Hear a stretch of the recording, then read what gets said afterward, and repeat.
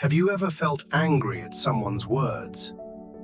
Maybe a friend insulted you, maybe your boss shouted at you, or perhaps someone ignored your message and your whole mood changed. But here's the truth, no one can make you angry unless you allow them to. Once there was a man who became upset at everything and everyone, but one meeting changed his entire life. This is his story, and perhaps it's yours too. In a quiet village near the mountains lived a man named Rahim, known for one thing, his temper. If his wife forgot salt in the food, he shouted. If a cow entered his field, he screamed. Even when children laughed outside, Rahim yelled, "Can't you be quiet for one moment?" He believed the world was the problem, not him. His wife, Amina, often said gently, "Rahim, why do you let small things make you so angry?" Rahim frowned and replied, "Because people should learn how to behave. If they don't respect me, how can I stay calm?" He never realized he was giving everyone else the power to control his peace. One summer morning, a monk arrived in the village. He wore simple white clothes, his face calm like still water, and sat under a banyan tree near the well. People said, "He speaks little, but his words touch your heart." One afternoon, Amina said, "Rahim, go meet the monk. Maybe he can help you." Rahim laughed and said, "What will a monk teach me? He doesn't deal with fools like I do." But the next day, while working in his field, a neighbor's son accidentally broke one of his tools. Rahim lost control and shouted so loudly that even the birds flew away. The boy ran home crying. That evening, Rahim sat alone, his chest still burning. "Why do I always end up feeling worse after shouting?" he whispered.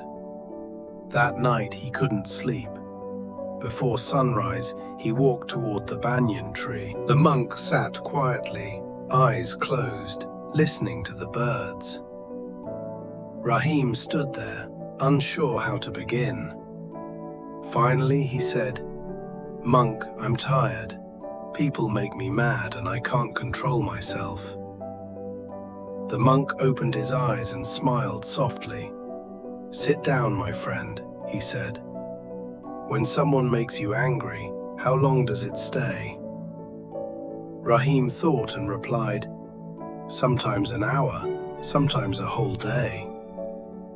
"And when the anger fades, how do you feel?" asked the monk. Rahim sighed.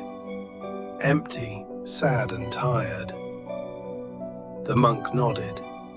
"Exactly. Because anger burns the one who holds it, not the one it's aimed at." He picked up a cup of water. "This water is calm now, but if I shake it, you can't see your reflection. The same happens with your mind. When it's disturbed, you can't see the truth."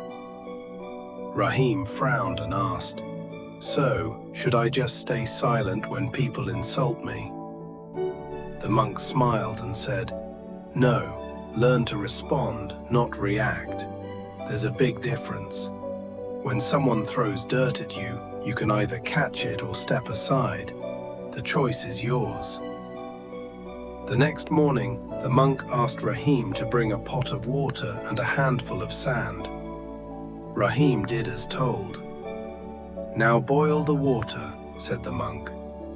As the water bubbled, the monk asked, "Can you touch it now?" Rahim replied, "Of course not, it's too hot." The monk smiled. "That's anger. When emotions boil, you can't touch peace." Then he dropped a spoonful of sand into the pot. "The sand makes the water dirty.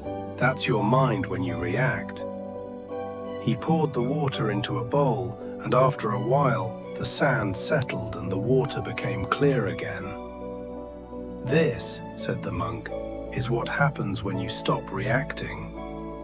Your mind settles, and you see life clearly again. Rahim sat silently, realizing that all these years he had been boiling his own water. In the days that followed, Rahim practiced staying calm. When someone annoyed him, he took a deep breath and remembered the monk's words. "Step aside, don't catch the dirt." At first it was difficult. His old habits fought back. One afternoon, a merchant tried to cheat him at the market.